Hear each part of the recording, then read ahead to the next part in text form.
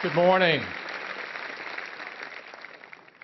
It's so great to see so many of you here today and to have even more joining us remotely around the world. We've closed all of the retail stores in the world right now, and they are all with us as well.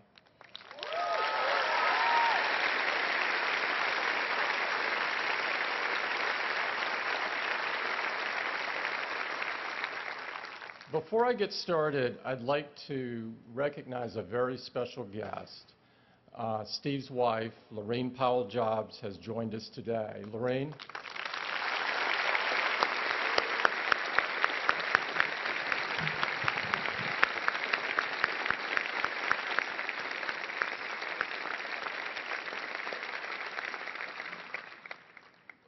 Lorraine not only brought Steve great strength, but all of us as well, particularly over the last couple of weeks. As I have, and I know that many of you have, we've been spending a lot of time mourning Steve's passing. The last 2 weeks for me have been the saddest of my life by far. But I know Steve, and Steve would have wanted this cloud to lift for Apple and our focus to return to the work that he loves so much. So it's with that spirit that we wanted to get the entire company together today to celebrate Steve's extraordinary life and the many accomplishments he had across his life. People all over the world have been deeply moved by his passing, and many have spoke of what he meant to them. You've probably seen characterizations. He's been called a visionary, a creative genius, a rebel, a nonconformist, an original, the greatest CEO ever, the best innovator of all time, the ultimate entrepreneur. He had the curiosity of a child and the mind of a genius. All of these are true, and the fact that all of them were embodied in one man is amazing. But for those of us who knew and loved him, none of these words, by themselves or in total, adequately define who Steve was. The way I think of Steve's legacy is to think about the way he lived and what he left for us. He leaves us with what he did, what he said, and what he stood for. He did some amazing things, and he himself once said, to get to work on one revolutionary product in a career is extraordinary. By my count, he worked on 6. The introduction of the Macintosh in 1984 revolutionized personal computing and desktop publishing. And the ad that ran during the Super Bowl to launch the product set a benchmark for advertising that is still widely held today as the best ad of all time. With iPod and iTunes, Steve reminded all of us of our love for music, changed the way the world listens to music, and along the way, changed the entire music industry. The iPhone revolutionized the mobile phone industry and redefined what a smartphone should be. The iPhone would become the best-selling smartphone in the world, and many people around the world today can't imagine their lives without it. And just last year, with the introduction of the iPad, Apple jump-started an entirely new product category that no one thought they needed, and now no one can live without. And along the way, he created the best animation studio called Pixar and taught us that cartoons weren't just for kids. And if that wasn't enough, he initiated a retail strategy for Apple that would set a benchmark for all retailers around the world to strive for. Throughout his life, he said truly profound things that have provided me and so many others a guiding light. He said, simple can be harder than complex. You have to work hard to get your thinking clean to make it simple. But it's worth it in the end because once you get there, you can move mountains. He said, technology alone is not enough. It's technology married with liberal arts, married with the humanities, that yields us the result that makes our hearts sing. He said, if you do something and it turns out pretty good, then you should just do something else wonderful, not dwell on it for too long. Just figure out what's next. And finally, he said, my model for business is the Beatles. They were four guys who kept each other's kind of negative tendencies in check. They balanced each other, and the total was greater than the sum of the parts. That's how I see business. Great things in business are never done by one person. They're done by a team of people. I personally admire Steve, not most for what he did or what he said, but for what he stood for. The largest lesson I learned from Steve was that the joy in life is in the journey, and I saw him live this every day. Steve never followed the herd. He thought deeply about almost everything and was the most unconventional thinker I have ever known. He always did what he thought was right, not what was easy. He never accepted the merely good. He would only accept great, insanely great. He valued beauty in everything and insisted that everything that Apple do be beautiful. He believed the future does not belong to those who are content with today and pushed himself incredibly hard and those around him to achieve more. This is the way he lived, and these are the things he leaves us. What he did, what he said, and what he stood for. But there is one more thing he leaves us. He leaves us with each other, because without him, Apple would have died in the late 90s, and the vast majority of us would have never met. Other than his family, Apple would be his finest creation. He thought about Apple until his last day. And among his last advice he had for me and for all of you was to never ask what he would do. Just do what's right, he said. He said he saw Disney paralyzed after Walt Disney's passing, as everyone spent all of their time thinking and talking about what Walt would want. And he did not want this to occur at Apple. When Steve came back to Apple, he wanted to create an ad that would reestablish and remind us of our core values and beliefs. And it was meant more for the employees of the company than for the customers of the company.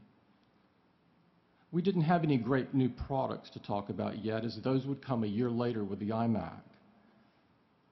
So we worked with our ad agency to create a campaign that featured some of his greatest heroes. Steve was involved in carefully crafting every word of this ad, and these words touched the bottom of his soul. The version that we all watched on TV was read by Richard Dreyfuss, but what you may not know is that Steve also read a version but chose not to run that version because he did not want it to be about him. He wanted it to be about Apple. I personally heard this version for the first time after he passed away and was very deeply moved by it. And I would like to play the audio of The Crazy Ones as read by Steve so you can hear the words he wrote and in his voice.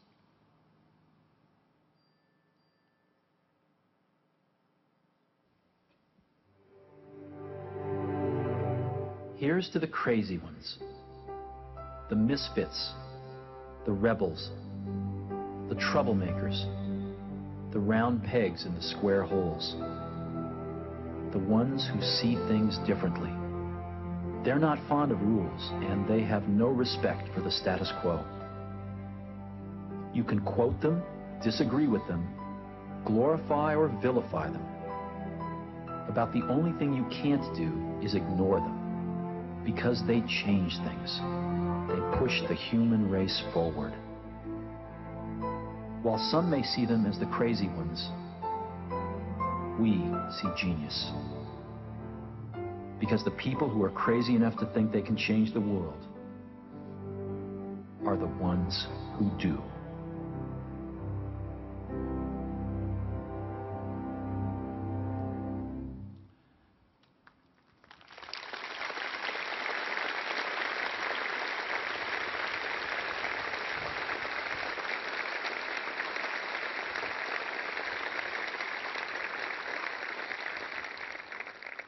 Let's join together for a moment of silence and reflect on what Steve meant to each of us and to the world.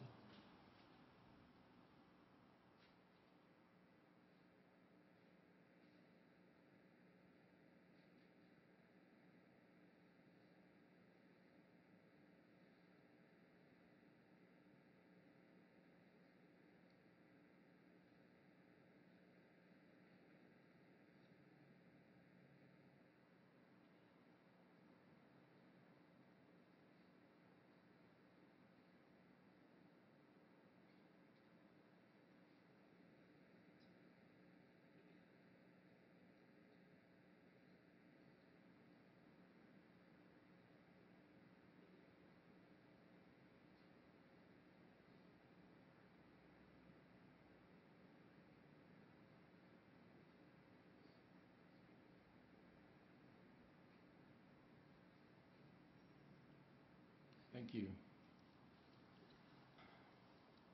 You know, looking out at everyone, Steve would have loved this. I can tell you that. I'd now like to introduce the next speaker. Bill Campbell was a longtime executive of Apple. Many of you know Bill. He's been a member of our board of directors since 1997, since Steve returned, and he is a very dear friend of Steve's. He is someone Steve often reached out to for advice and counsel, and his contributions to Apple and to the many individuals in Apple have been countless. He is fondly known as the coach, from both his days at Columbia as head football coach, his tireless efforts supporting local sporting teams, and his unselfish mentoring of so many of Silicon Valley's executives. We are thrilled that he's with us today. Bill?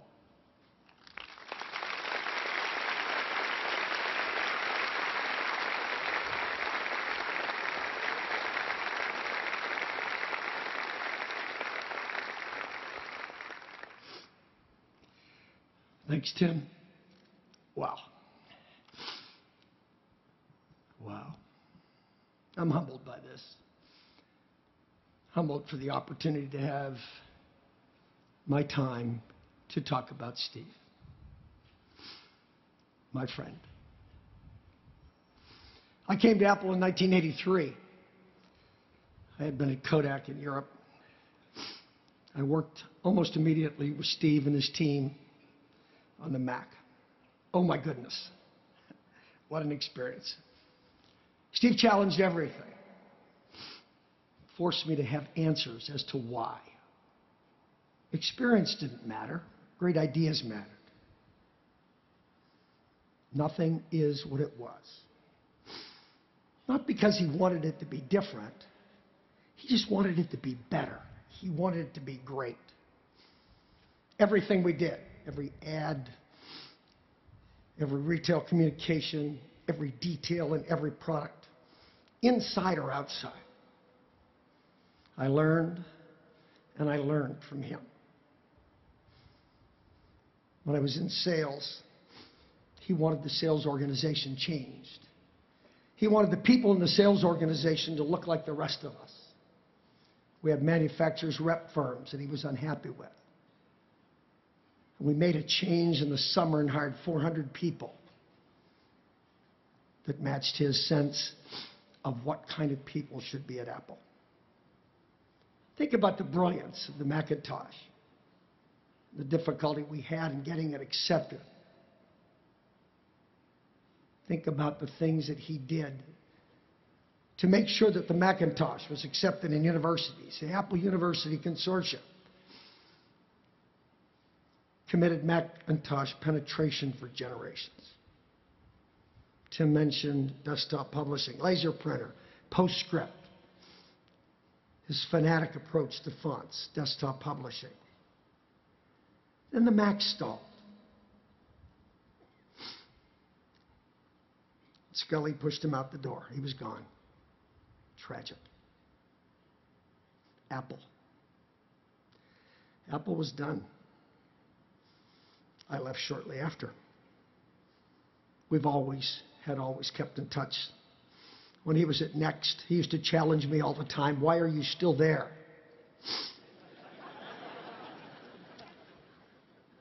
Taking your first class travel in limos to the airport. Get the hell out of there. Do something important. During that time, he met Lorraine, and it changed his life. And all of us here now participated in a miracle. Apple bought Next. He was back. And he allowed me to be part of it. August 1997. Then I learned even more. He changed. Yes, he had been charismatic, passionate, brilliant. But I watched him become a great manager, and I learned from that. Detailed in everything. Products, of course, but the way he ran the finance organization, what he did with operations, logistics, and having Tim there, somebody that shared his vision of how an operation should be run, made us all better. You read all about this last week. Those things that he saw things that others couldn't see. He had an incredible mind. Conceptual, logical. Think about the great things that Tim mentioned. Apple stores, iPod, iTunes, iPhone, iPad. He dismissed as arrogant the technology leaders in the world who thought that we were all stupid because we couldn't use these devices. And he said, we're stupid if they can't use these devices. He saw the future. We'd walk and he would talk about things that I could never even conceptualize. And nothing would deter him. He pushed everyone. He pushed me. He pushed the board constantly. What a leader he became. He hired great people. And they did the same. And look, right, left, front, back, you're it. The results counted. You are the people who made this happen. It's a company without politics. When he knew about 7.5 years ago about his illness, he didn't sulk. He fought. He fought hard. He loved Apple so much. Probably only a shade less than he loved his family. He was feisty. He challenged us all. He liked, he loved, he gave. He learned. He taught us all. He demanded excellence in everything he created. And in those 7.5 years, As he became more vulnerable, he made sure that those that he loved, those who were closest to him, knew it. To those people, he exuded the phenomenal warmth, humor. He confided. He shared. A true friend. Yes, I'm a member of the board, and he loved his board. He did. And when he wanted to step down as CEO, he wanted to do it personally. He came in to talk to us. And then he stayed for the board meeting, the presentations that were going on. And he always had that wonderful warmth with us that we just were so attracted to him by. Scott Forstall was demoing the new phone. And he was demonstrating Siri. And Scott did it a couple of times, and Steve was across the room, and he said, "Let me have that phone." And Scott said, be careful now. I have this pretty much attuned to my voice. Give me the phone." So Scott goes around and hands him the phone. Steve asks a couple of benign questions, and then he says, "Are you a man or are you a woman?" And Siri came back and said, "They have not assigned me a gender, sir."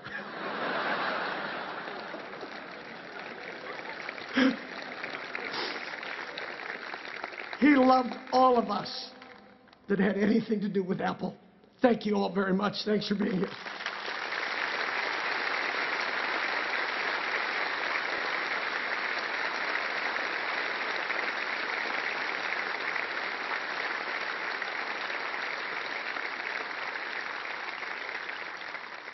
Thank you, Bill. That story on Siri is true. I witnessed that, by the way. That is not a made-up story.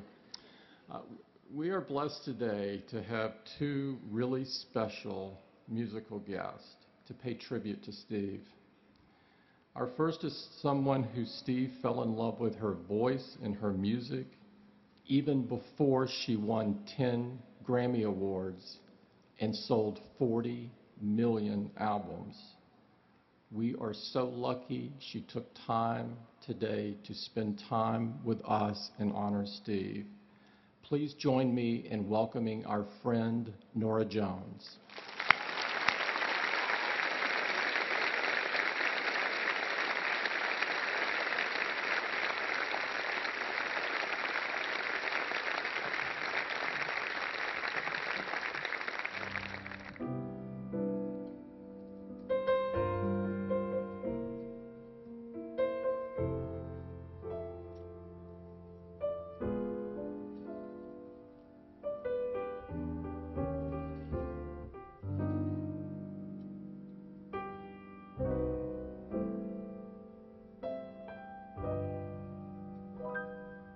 It's not the pale moon that excites me, that thrills and delights me. Oh no, it's just the nearness of you. It isn't your sweet conversation that brings this sensation. Oh no, it's just the nearness of you. When you're in my arms and I feel you so close to me, all my wildest dreams came true.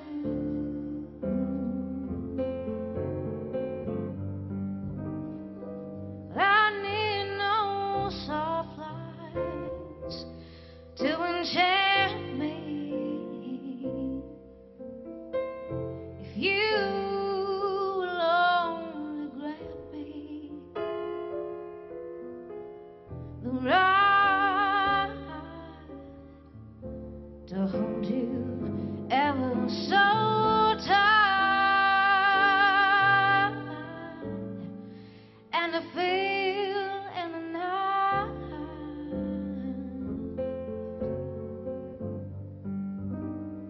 and then inside you.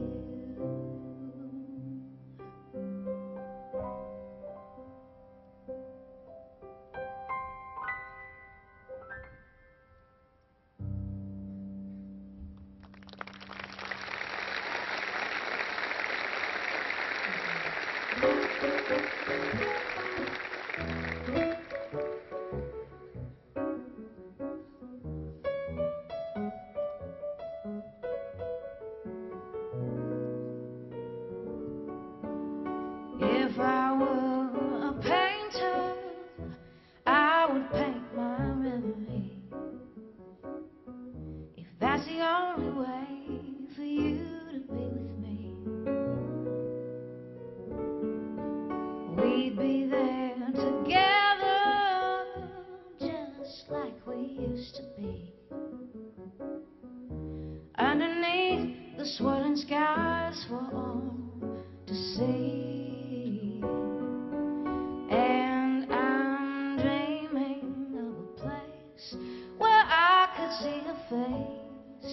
And I think my brush would take me there, but only if I were a painter and could paint a memory. I'd climb inside the swirling skies to be with you.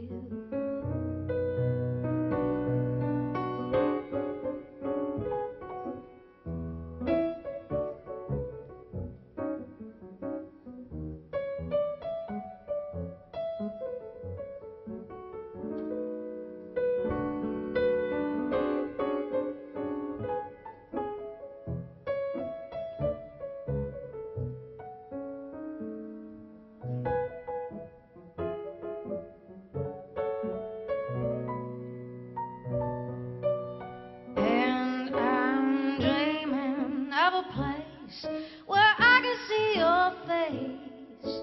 And I think my brush would take me there, but only if I were a painter and could paint a memory. I'd climb inside the swirling skies to be with you. I'd climb inside the skies to be with you.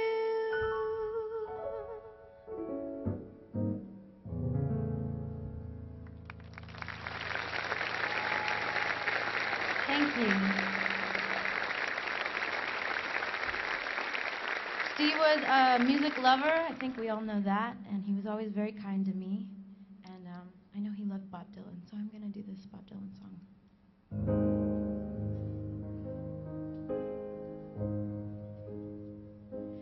May God bless and keep you always. May your wishes all come true. May you always do for others and let others do for you.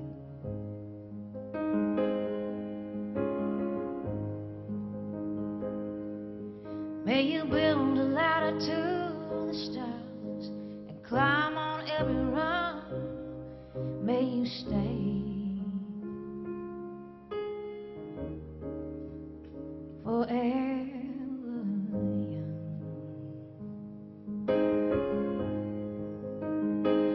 Forever young.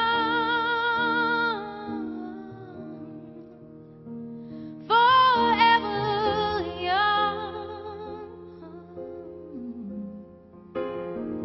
May you stay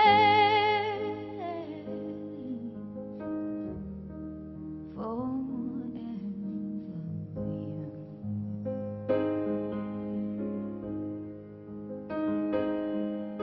May you grow up to be righteous.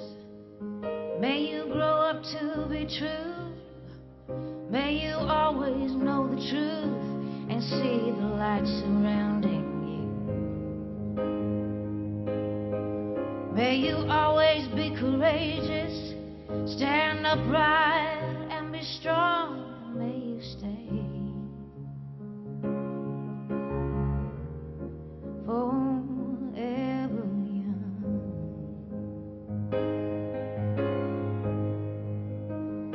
Forever young.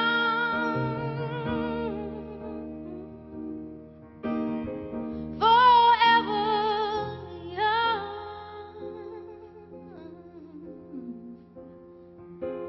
May you stay forever young.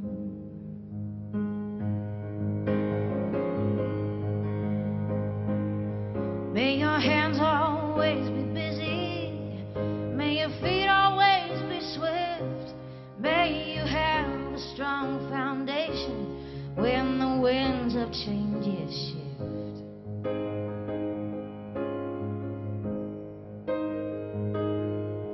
May your heart always be joyful, and may your song always be sung, and may you stay forever young.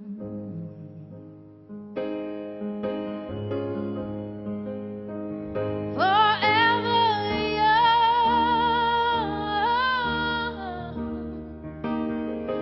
Forever young. May you stay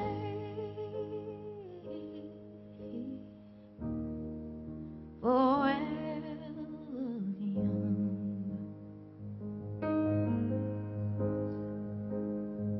May you stay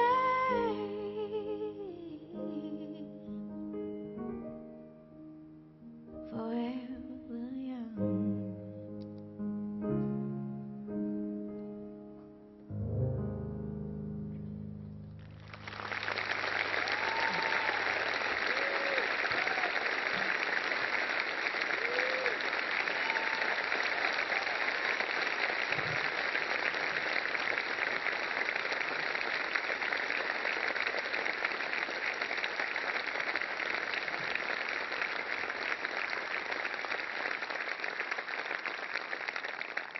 She's fantastic, isn't she? Yeah.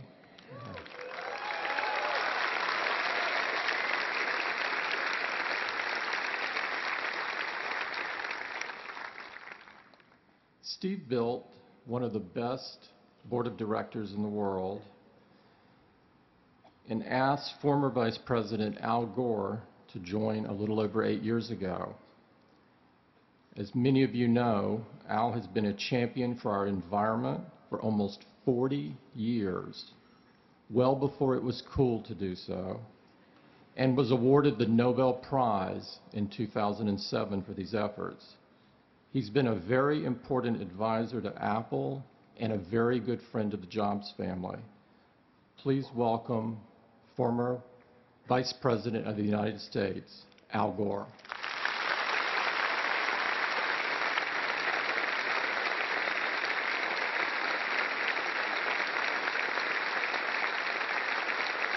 Thank you. Thank you very much. Thank you very much, Tim, and to all of you. It is a beautiful sight from up here to see all of you in this beautiful space on this beautiful day. Lorene, we are all here for you as well, and God bless you and your family. You all know the story of Steve Jobs. You know the extraordinary life he lived. You were part of it, each in your own way, every single one of you. Tim and Bill spoke eloquently about his accomplishments, about him as a person.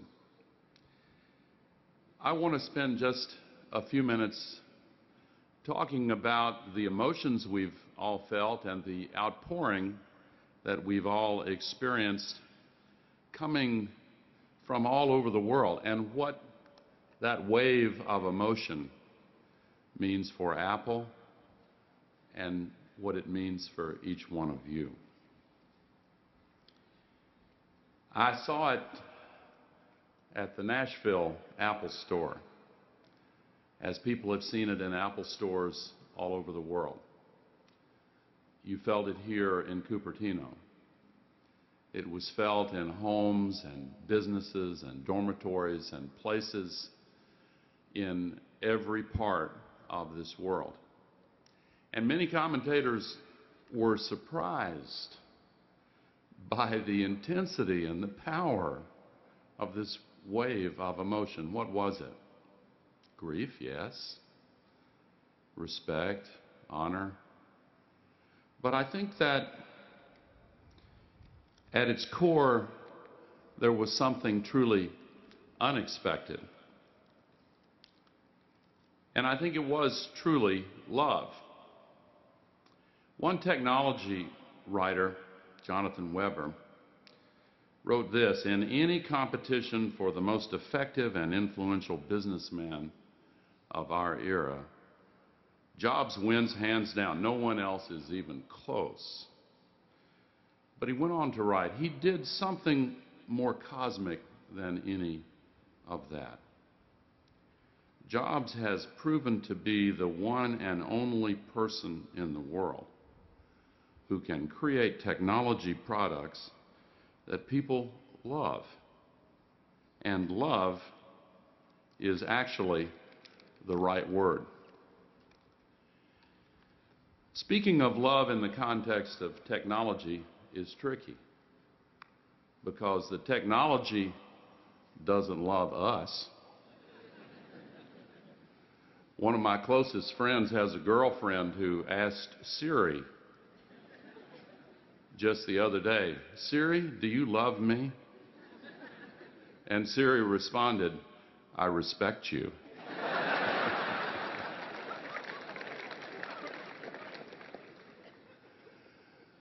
But people can experience love in the use of technology that erases the barriers between them and what it is they want to connect to.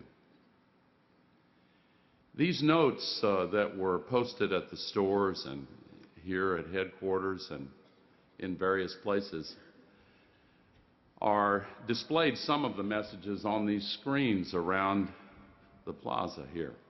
And I was transfixed walking over just by one of them, one right after another. I'm sure many of you have read them. And I collected a few of them. Mary Beth wrote, "Steve, we love you. Thank you for everything you have done for us." Francisco Valenzuela Huerte from Santiago, Chile, wrote, "In this picture you can see my grandma, who died of cancer a month ago, using a MacBook Pro to talk for the last time to my sister, who is living in Belgium. My grandmother wasn't into computers at all, but she was pretty much able to communicate with ease with her granddaughter, thanks to the intuitive technology developed and inspired by Steve Jobs." A mother wrote of her 4-year-old, "Thank you, Steve, for creating a product that brought my 4-year-old daughter into the world of technology. My iPhone was the first device she learned to use, and she loves using it to this day. I will think of you every time I see her face light up while using your product." Charles wrote, "We love you, Steve. Enjoy watching us on cloud." When he left us, he took with him the love of millions of people. And I think that the love that people felt for Apple came in part because of the love that went into perfecting products that erased the barriers. Some of you may have seen an article a few weeks ago by a neuroscientist who wrote in the New York Times how he had begun studies with the brain scanning machines to explore whether or not technologies like the iPhone and the iPad are addictive. And to his surprise, he found no, the parts of the brain that lit up were not those associated with addictive behavior. What happened instead was that there was a flurry of activity in the insular cortex, and he wrote, exactly in the areas that are activated by the experience of love. Many have noted the irony that millions heard the news or read or saw the news of Steve's passing on their iPhones or iPads or iPod Touches or on their Macs. And if that emotion was activated in their hearts, there are in that sense millions of pieces of Steve Jobs' heart out there all over the world. You have helped in important ways to create the joy and love that people associate with what Apple does. So what of the future? Beginning 6 or 7 years ago, in every single board meeting, Steve began to devote the same intense focus he contributed to everything else to preparing for the time when he might, as he said, retire and become chairman. He put it in different ways, but what he meant was he knew that he had to prepare the succession. And he spent so much time with Tim Cook, talking with him, as Tim said, about how he shouldn't ask what Steve would do. But he gave essentially the advice he gave in that magnificent commencement address at Stanford: follow your own inner voice. He has prepared and groomed the executive team to continue. They are the best in the entire world, bar none. And so are you. They and you have already proved it, and they and you will prove it again and again. If you love Steve, as I did, and if you are part of Apple, as I am, then you understand deep in your heart already what you must become, as Steve also put it. And you know that the best way to fully express and animate that love is to direct its flow full force into the creativity and passion that lives inside the insanely great products that you design, engineer, manufacture, and market. The ones that are connecting with the hearts and minds of millions of people today, and the new ones soon to come that millions of people will fall in love with all over again. One of the messages on the screen I was watching on the way over here said, "Steve, you left not just new technology, but a spirit." Steve's spirit lives in that love that people all over the world have for the work that you do. Of all his creations, the iPod and iTunes, the Mac, the iPad, all of them,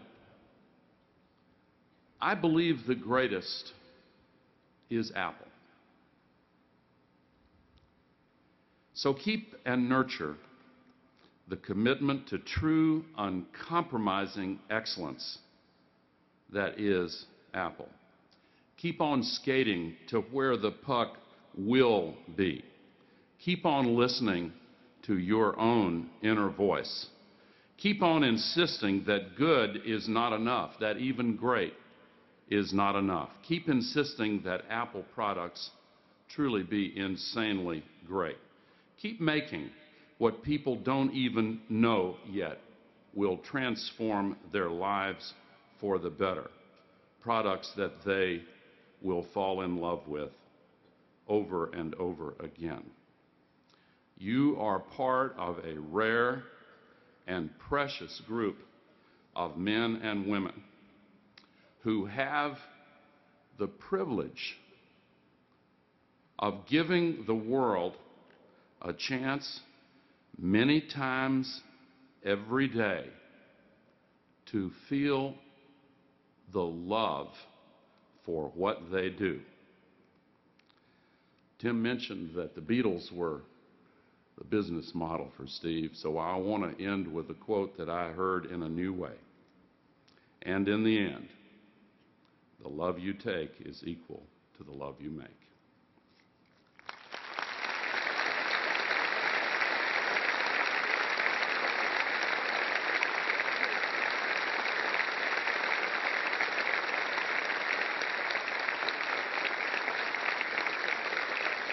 Thanks, Al. Johnny Ive, who really needs no introduction in front of this group, our Senior Vice President of Design, and Steve shared a very special relationship, both personally and professionally.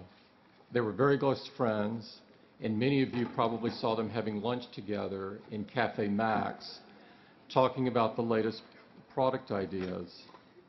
Johnny's been with Apple for almost 20 years, leading the best design team on the planet, and has contributed to our most innovative products. Johnny has some things he'd like to share with you today. Johnny?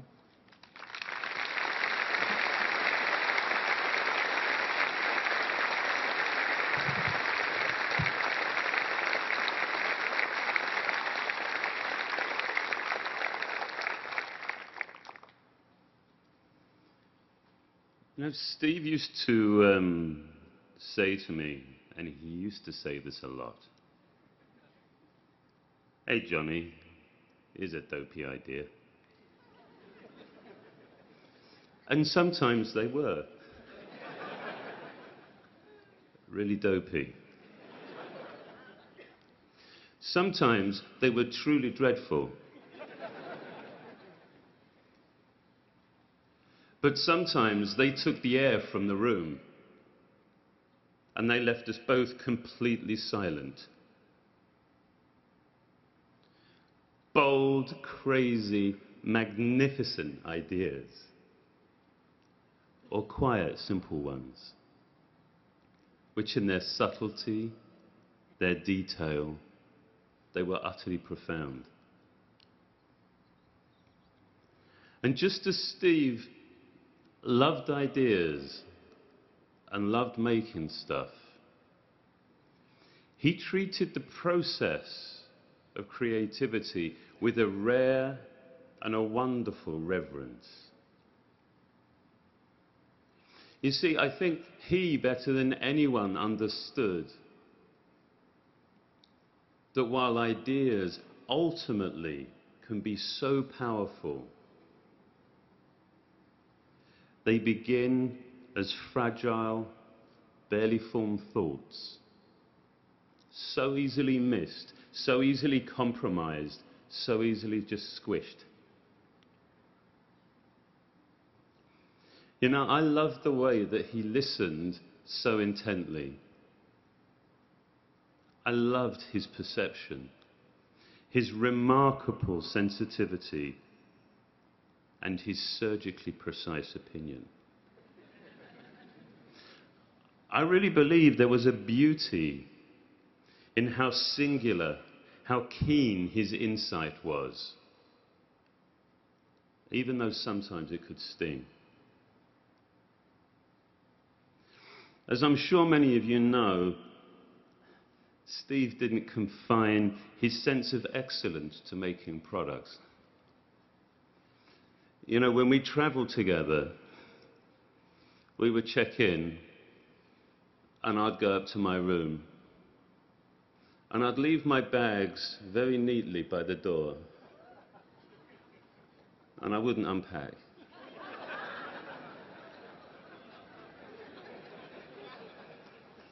And I would go and sit on the bed. I would go and sit on the bed next to the phone. And I would wait for the inevitable phone call. Hey, Johnny, this hotel sucks. Let's go.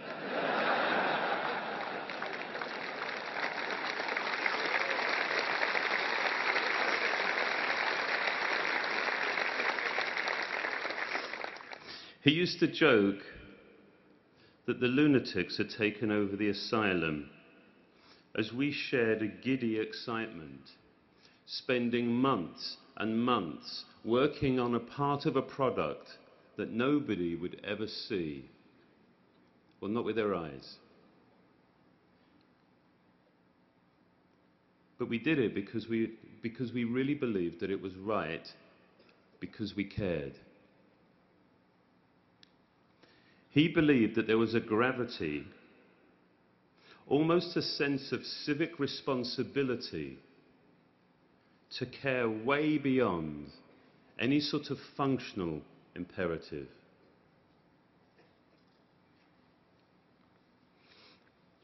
Now, while the work hopefully appeared inevitable, appeared simple and easy, it really cost. It cost us all, didn't it? But you know what? It cost him most. He cared the most. He worried the most deeply. He constantly questioned, is this good enough? Is this right? And despite all his successes, all his achievements, he never presumed, he never assumed that we would get there in the end. When the ideas didn't come, and when the prototypes failed, it was with great intent, with faith, he decided to believe we would eventually make something great. But the joy of getting there, I loved his enthusiasm, his simple delight, often I think mixed with some relief. But that, yeah, we got there in the end, and it was good. You can see his smile, can't you?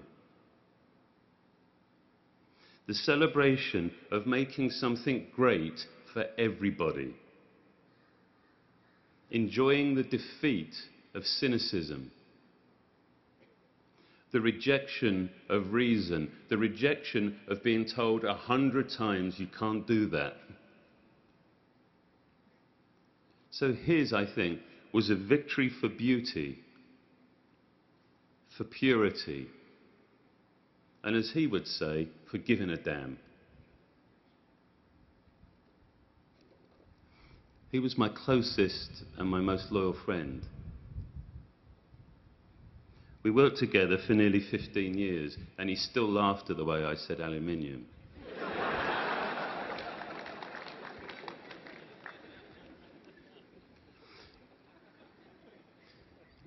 For the past 2 weeks, I think we've all been struggling to find ways to say goodbye.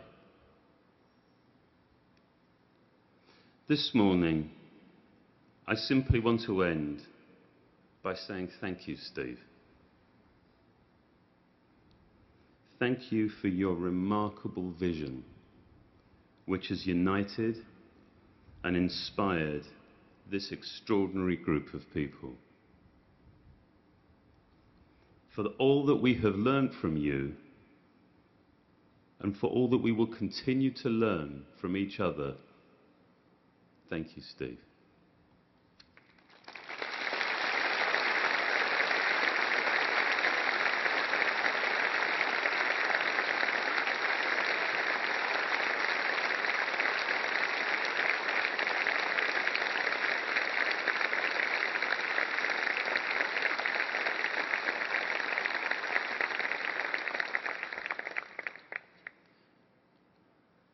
We wanted to make this day very special for the whole Apple family, to honor and to remember Steve. Now, our next guests have made Herculean efforts to be with us here today. We are so very grateful that they have moved very, very big mountains to join us. As you know, Steve loved music, and as you would expect, he had discriminating taste.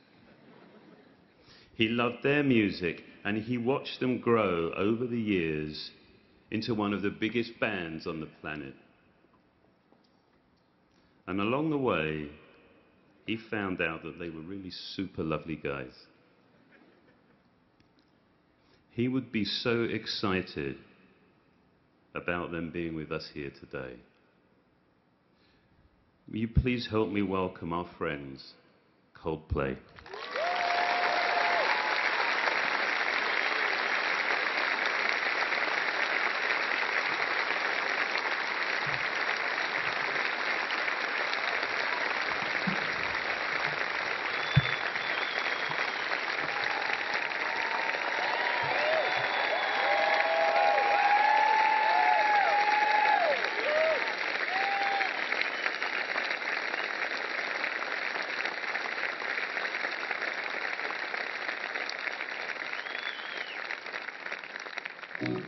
Thank you so much, everybody. What a treat to be here.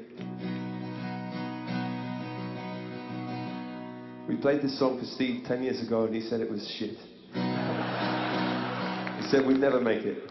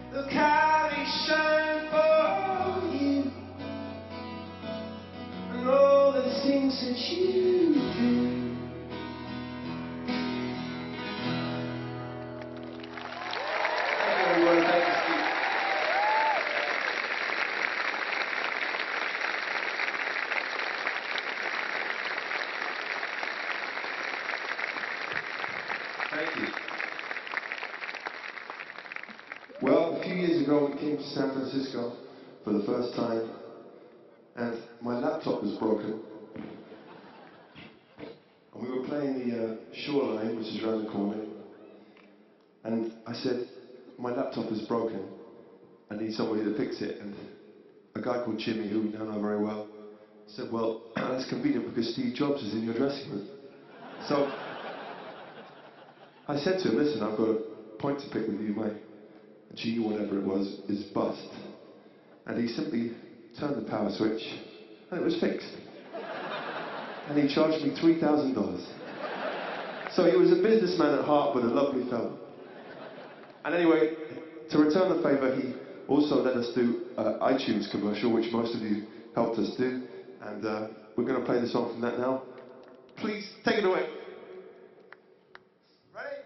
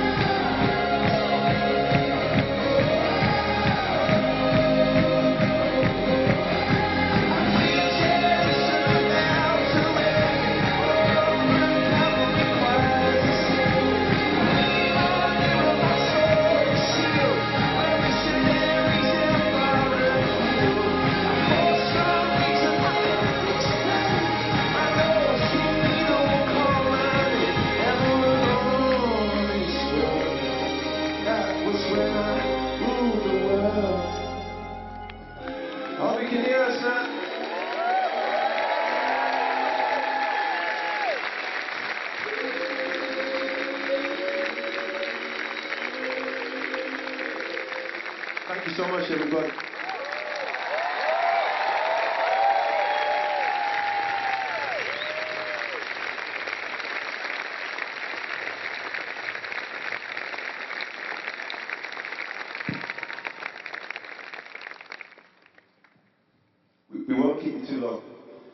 Steve wants you to get back to work.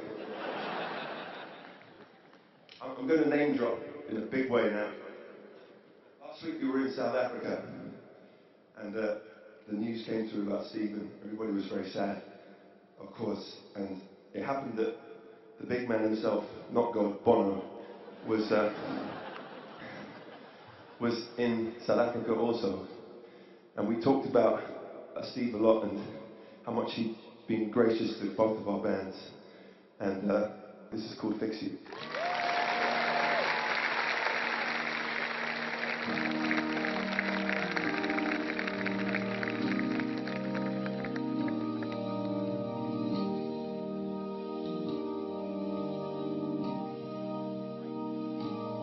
When you try your best but you don't succeed,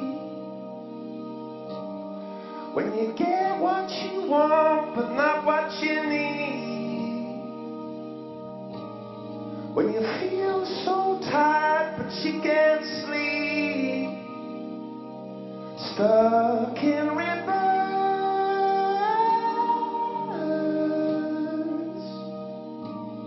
when the tears come streaming down your face, 'cause you lose something you can't replace, when you love someone but it goes to waste, what could be worse?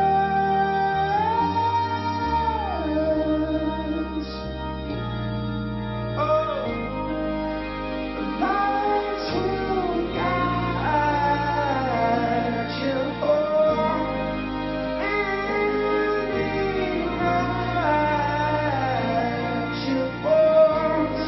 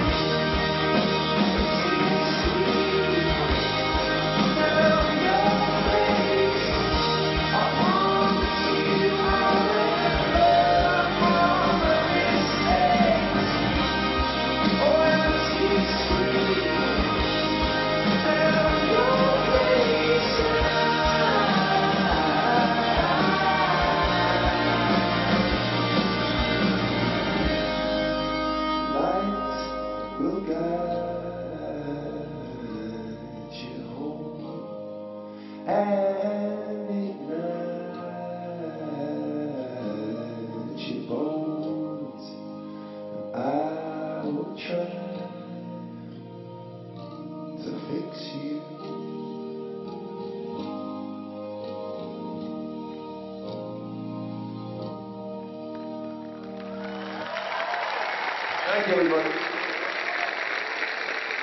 Would you like us to go, or shall we just do one more, a happy one?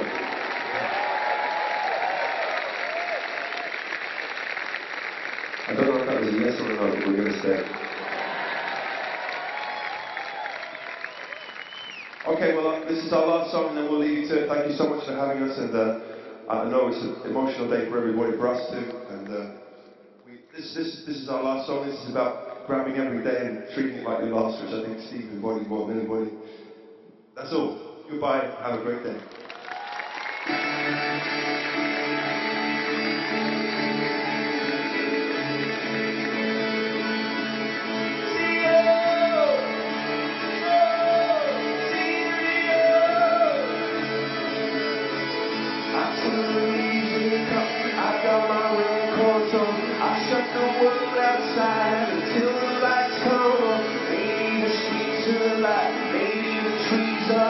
But I feel my heart start beating to my favorite song. And all the kids they dance, all the kids all night, until Monday morning it seems another life. I turn the music up, I'm on a roll this time, and heaven is inside.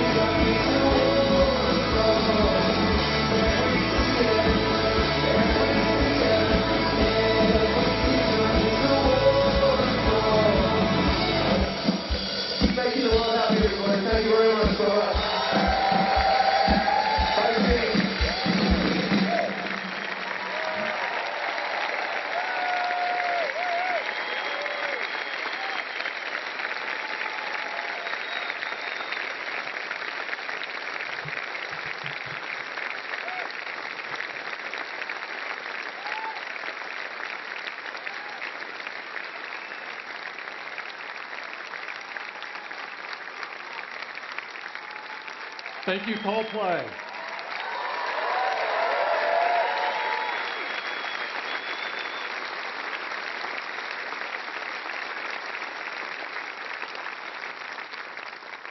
That's a tough act to follow. Steve made our world a better place, and he left his fingerprints all over society, all over the world. He also leaves behind a company that only he could have built, and a spirit that will be the foundation of this company forever. There's no words in the Webster that will express the sadness or our gratitude for the opportunity to have worked with the world's best genius.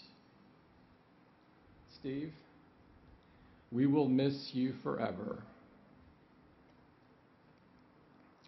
and we will honor you and your memory by dedicating ourselves to doing the work that you love so much. I am so glad that we could get everyone in the company together today for this very important day. Steve would have loved it. It would have been important to him. It's very important to the leadership team, and I know that it's very important to you. Before we close, I'd like to really thank Katie and her team for pulling off an incredible event. And Phil and Hiroki's team, and Eddie's team for getting this incredible entertainment, and Johnny and the love that he put into the event, and Johnny, Al, and Bill for speaking.